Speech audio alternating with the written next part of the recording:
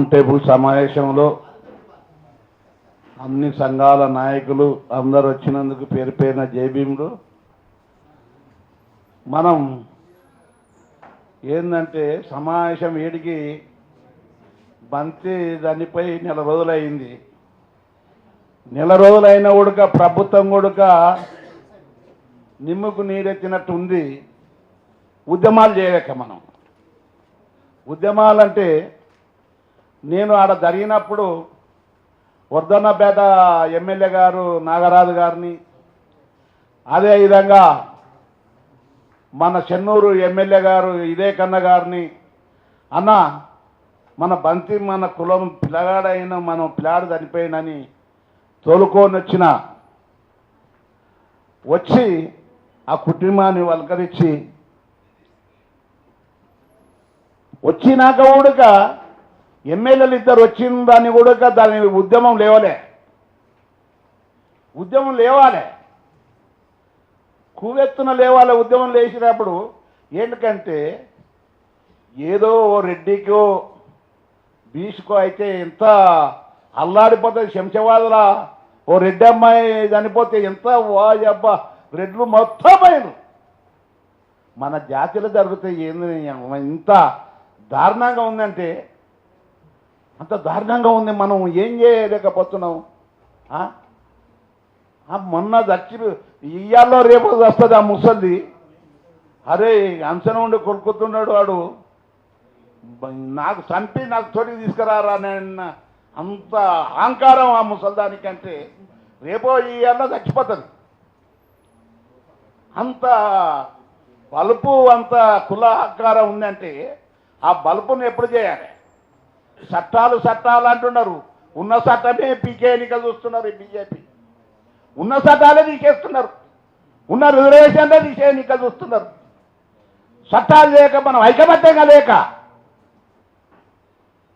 అరే ఎస్టీ అట్రాస్ చట్టాన్ని ఈ మోడీ తొలగించినాక మనకేముంది? ఆడు ఉన్నోడు కసితోడు కొడతాడు, స్టేషన్ బెల్ తీసుకుంటాడు. మన అక్కలు తిరగలేరు, మన చెల్లెళ్ళు తిరగలేరు, అక్కలు తిరగలేరు.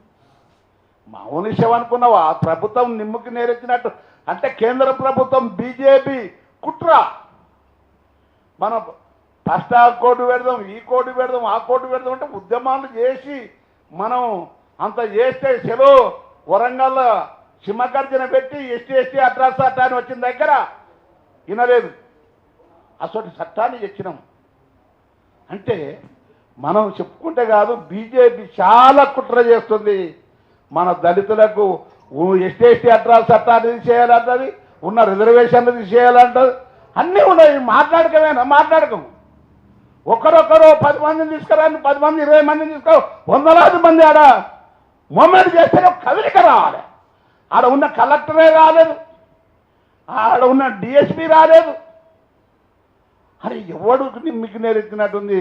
అందు గురించనే మన ఉద్యమాలు ఇట కాదు చేసేది, తీవ్రంగా చేయాలి. మనం తీవ్రంగా చేయకపోతే అది రాదు. ప్రణయ్ కేసు నడిచినప్పుడు ఇదే కట్టుబడులతో పోయి ఆంధ్రప్రదేశ్ దేశాలు వెళ్ళిపోయింది, ధర్నా చేసి.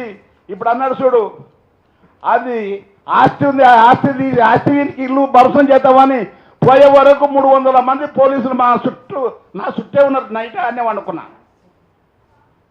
ఆడ జరిగినప్పుడు మిర్యాలగూడలో జరిగినప్పుడు ఆనే ఉన్నా. అసోటి ఉద్యమాలు చేసి అసోటి కథ చేయాలి, మామూలు విషయం కాదు.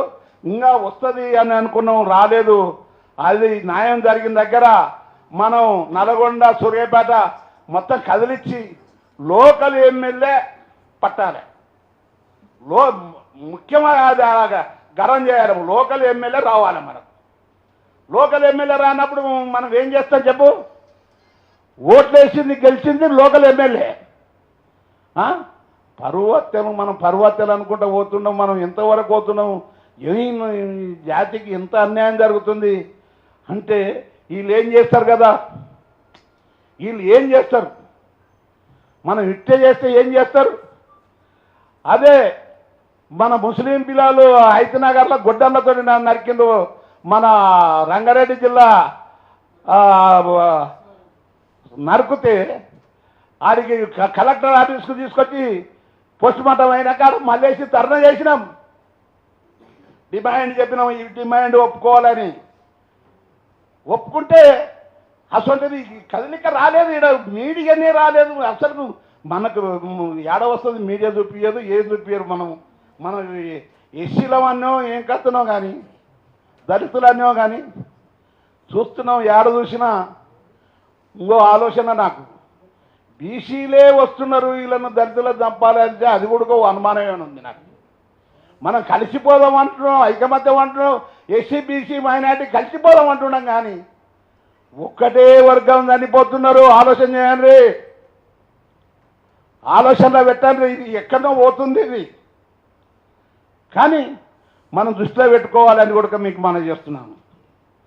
ఇంత దుర్మార్గంగా మంచి ఆర్తపార్త ఉన్న మన కృష్ణ గారు ఆత్మకు శాంతి ఉండాలంటే ఆ కుటుంబానికి న్యాయం జరిగేటట్టు పోరాటం చేస్తాం. పోరాటం చేసేట అదే సూర్యాపేటని ప్రెస్ మీట్ పెట్టి పిలుపునియ్యాలి 2 సార్లు. లేకుంటే కలెక్టర్ ఆఫీస్ కన్నా ముట్టడి చేయాలి.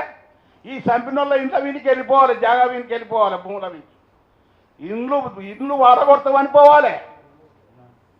ఇప్పుడు ఎంత ఈ 5 మందికి అరెస్ట్ అయిన కాదు, ఎంత ఇంకా కుట్ర ఉంది, చాలామంది ఉండరు. అలా బలం చూసుకొని ఇది చేసిండ్రు. వాళ్ళు కూడా అరెస్ట్ కావాలి.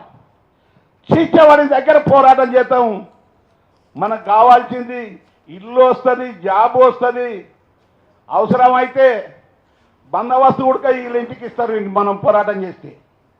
పోలీసులను పెట్టించిన ఘనత మనకుందని కూడా మీకు మనం చేస్తున్నాం. అందుగురించనే దయచేసి మనం ఉద్యమం చేయండి. ఇది అలా న్యాయం జరగదు. చూస్తున్నాం, నిమ్మకు నీరెత్తినట్టు అవుతుంది. అసెంబ్లీ కూడా మాట్లాడవని మనం ఇక్కడ గరం చేస్తే అసెంబ్లీలో వాళ్ళే మాట్లాడతారు. ఇట్లా జరిగింది ఏమైనా పట్టించుకున్నావా, ఏ ఎమ్మెల్యేనన్నా పోయిందా అని ఆలోచన దయచేసి మనం చట్టాలు చేస్తున్నాం, అన్నీ చేస్తున్నాం. ఉన్న చట్టాలు భద్రత లేదు. మనం ఐకమత్యం ఉండి పోరాటం చేయకపోతే ఇవాళ బంతికి జరిగింది ఇంకోరికి రేపు జరుగుతుంది. చాలా అన్యాయం జరుగుతుంది.